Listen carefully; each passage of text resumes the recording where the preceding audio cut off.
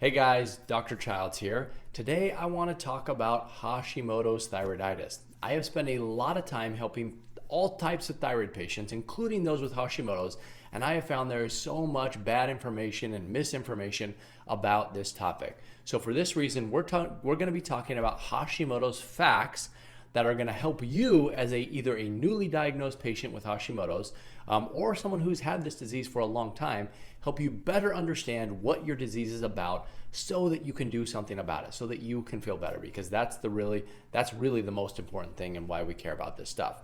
By the way, like I said, there's so much bad information out there. So if you are a thyroid patient who is perhaps more advanced, you've heard about the stuff I'm talking about here, please share down below that this information is correct. It's hard for people to know, especially when they're first starting out, what's good information and what's bad information. But I can promise you this information is physiologically accurate and will be helpful to you on your journey.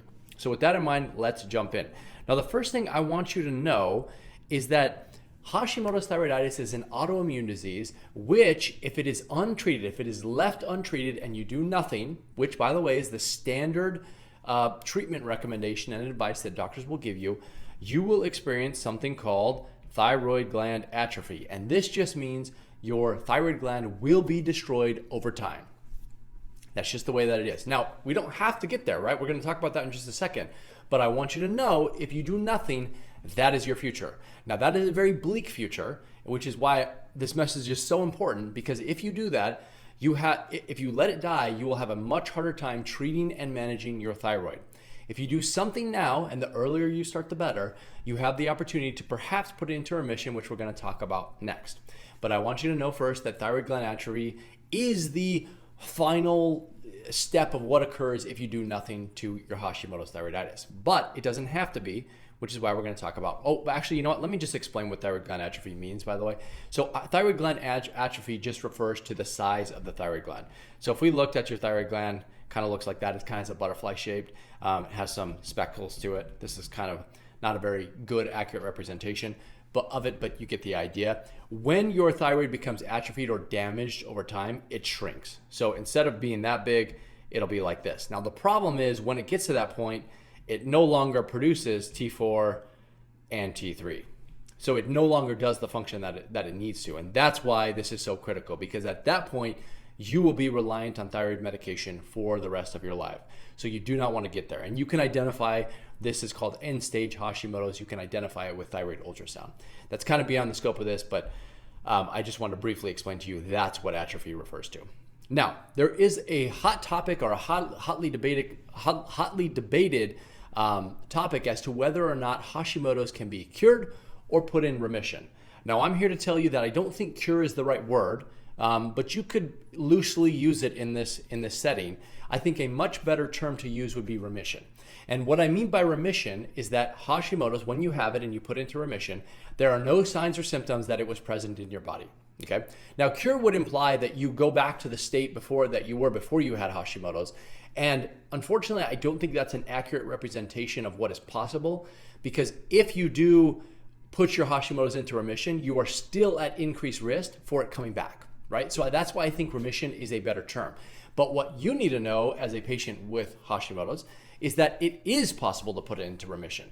Now, this is important because your doctor will say, hey, this is a chronic disease. You're going to have to deal with it for the rest of your life. There's nothing you can do. Deal with it. Take your thyroid medication and just learn to live with it. Learn to live with all your symptoms that you experience, like weight gain and hair loss and constipation and all that stuff.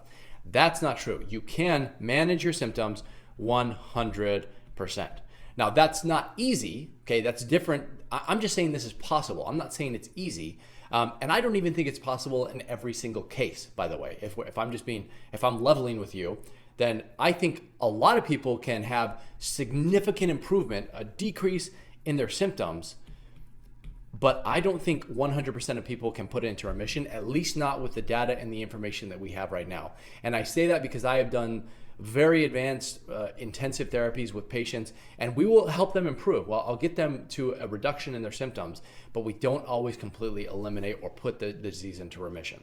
So I want you to know that remission is a possibility, and it should always be the thing that you shoot for. And If not, it's like aiming for the moon but hitting the stars instead. Like, it's either way, you're going to do good, right? And this is why I want you to aim for remission, because even if you don't get into remission, guess what? You're still going to lose weight. You're still going to have more energy. Your hair's going to grow back. You're not going to be as constipated. You're going to feel better, right? No matter what, it's worth it to do something. Okay, so that's number 2. Number 3 is kind of a piggyback off of that, and number 3 is you don't always need medications if you have Hashimoto's thyroiditis, and that's because it exists on a spectrum. On one hand, we have really mild disease, and on this end, we have very severe disease. Now, the more severe you are, the more likely you are to need medications, and by medications, what I'm referring to would be levothyroxine, Synthroid, or other medications, right? This includes Armour Thyroid, MP Thyroid, etc., liothyronine, Cytomel. I'm not going to go over all of them, but any sort of medication. The more severe the disease gets, the more likely you are to need that medication. But here's the thing, it exists on a pretty broad spectrum. So you could be here, or you could be here, or you could be somewhere in the middle.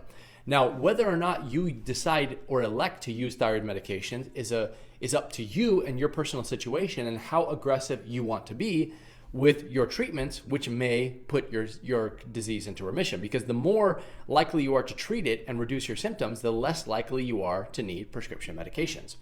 Now, some people have an aversion to prescription medications and they don't want to use them at all. And that's fine. You can do that if that's your goal. Now, my personal recommendation would be, if you are symptomatic, if you're experiencing things like weight gain and hair loss and all the symptoms we talked about previously, I think it's a good idea to temporarily take thyroid medications while you do a whole bunch of natural therapies to try and put that into remission. And then guess what? You can just go off that medication later if you decide you don't, if your thyroid can increase its own natural function and you no longer need it. But I do want you to know, and I have seen it has been the case, that many times there are patients who can completely put their Hashimoto's into remission without ever touching a prescription thyroid medication. But that's not always true because of the thing I said in the very beginning with the thyroid gland. If you have thyroid gland atrophy, no matter how aggressive you are with your treatments, you're going to need thyroid medication. And that's because the thyroid gland is no longer functional and thyroid hormone is required to sustain life. You cannot live without thyroid hormone, and if your thyroid gland is not producing it, you're going to have to get it from thyroid medication. Okay? Now, another fact that I want you to be aware of, and this is kind of confusing to a lot of patients who are newly diagnosed, is that it can cause both hyperthyroidism and hypothyroidism. So hypothyroidism meaning, of course, low thyroid function, and hyperthyroid function meaning high thyroid function. And that's because of the mechanism by which Hashimoto's damages your thyroid gland. So if we think about your thyroid gland as this thing, like that thing I talked about before, the immune system is attacking it. So we have the immune system here. But remember, this is a storage house of T4 and T3 thyroid hormones, and honestly, even some T2 in there. So we have a lot of potential, potential energy stored up inside of the thyroid gland. And when your immune system damages the thyroid gland, it opens the door to release some of that hormone out. So if you release that hormone out, guess what? You're going to get flushed with the symptoms, or flushed with thyroid hormone more than your body can handle, and you're going to become hyperthyroid. Now, that doesn't happen very often, but it does happen sometimes. And when it does happen, it tends to be short-lived. It only lasts for a couple months or so. Now, the reason I say that is because most doctors will tell you, correctly, that the majority of the time it will result in hypothyroidism, meaning low thyroid function. And that is true because the same system that's attacking it, if it attacks it and damages it permanently, then it can no longer produce thyroid hormones like it should, which means that those thyroid hormones levels will go down. But initially, they can sometimes go up because of the immune damage that occurs on the thyroid gland. So I want you to be aware of that, the fact that it can cause both hypo and hyperthyroidism. Now, these are 4 easy facts that I think every patient with Hashimoto's needs to know because it will inform them on how to go forward with their treatment. No matter what you do, if you are listening to this, do not fall into the trap of sitting around and doing nothing and letting your own body destroy your thyroid gland and cause thyroid gland atrophy. There will be, hopefully people will come down in the comments and let you know, but it is so much better to keep your own thyroid gland, even if it's hobbling around with 50% thyroid function or 75% thyroid function. That is far better than removing or having an inactive thyroid gland inside of your body and being 100% reliant on thyroid medication for the rest of your life. That is not a good state to be in. Now, it is possible. I'm not trying to downplay it. If you're already in that situation, that's okay. There are things that you can do, but you need to have a really good doctor in order to get your thyroid function optimized at that point. So that's all I have for you guys today. If you have any questions, leave them in the comments below. I do my best to answer as many questions as I possibly can. And hopefully you found this information helpful. If you did, I have tons of thyroid resources and PDFs and downloads and free things that you can look at to help you take control of your life and manage your thyroid symptoms. So otherwise, that's all I have, and I'll see you guys in the next one.